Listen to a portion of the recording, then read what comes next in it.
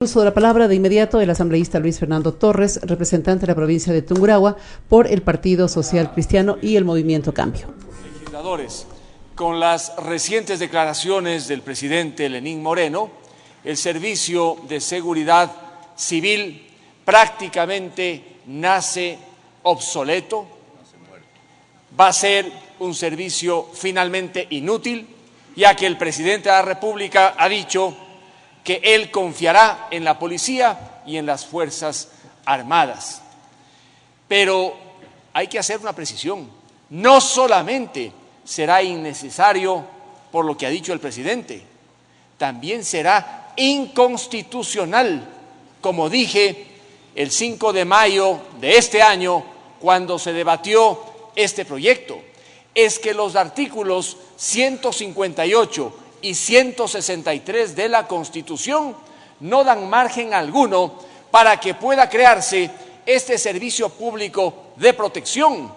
El artículo 163 confía a la Policía Nacional el mantenimiento de la seguridad y el artículo 158 solamente reconoce la existencia de las Fuerzas Armadas y de la policía. Por fuera de estas instituciones no puede haber ninguna otra que manipule armas, no puede haber ninguna otra que dé seguridad a altos funcionarios al margen de las funciones que deben cumplir la policía y las Fuerzas Armadas.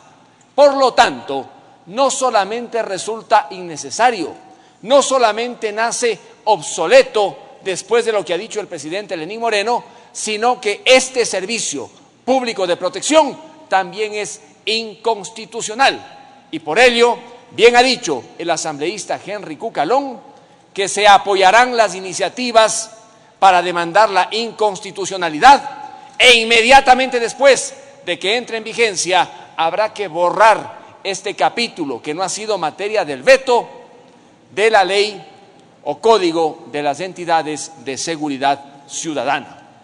Señor presidente, le ruego que por secretaría se certifique con cuántos votos se aprobó el Código de Entidades de Seguridad Ciudadana el 5 de mayo del 2017.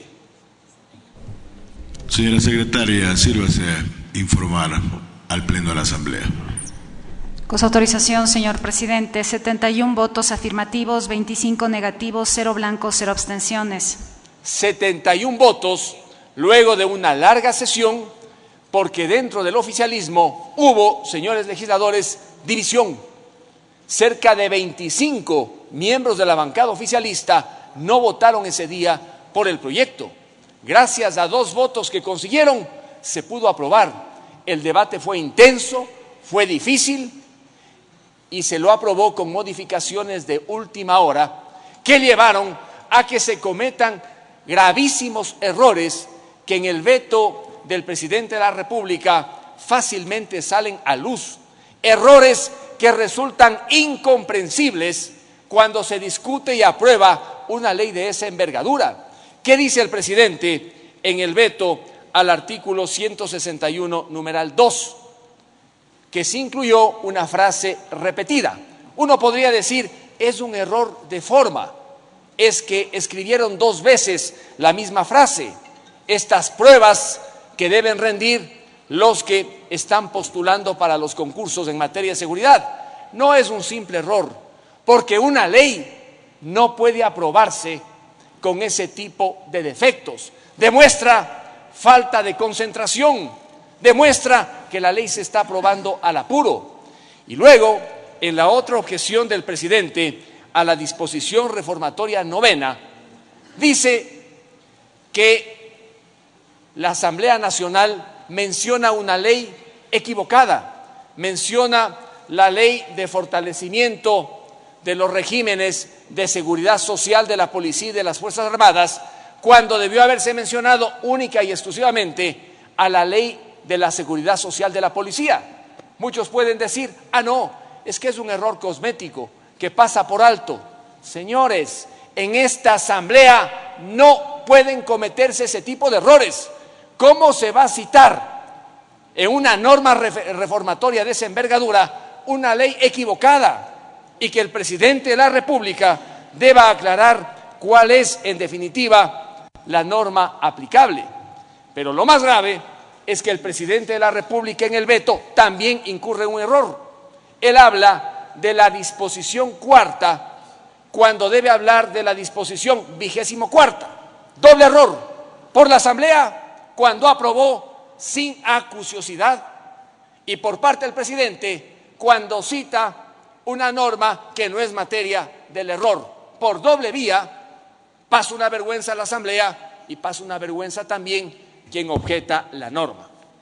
Y luego viene, señores legisladores, la otra objeción, la séptima, a la disposición derogatoria tercera. El presidente, ¿qué dice en la objeción? Que la Asamblea se equivocó en las fechas de las leyes que van a ser derogadas, de los decretos y de los acuerdos. Pensemos lo que esto significa. Se derogan normas con fechas distintas, lo que significa que técnicamente no habría derogatoria.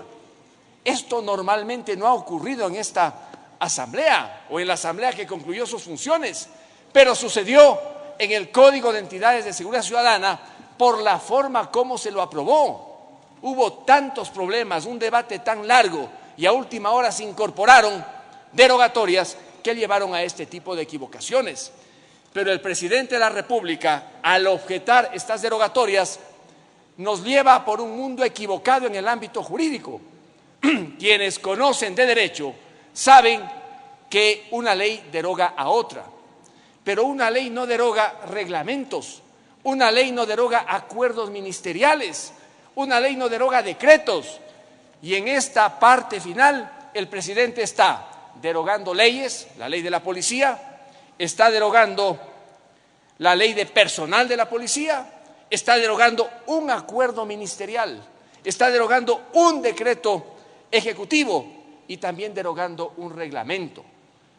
Qué falta de técnica, señores, al derogar las normas, porque estos acuerdos, estos decretos y estos reglamentos, cuando se derogan las leyes, quedan sin vigencia.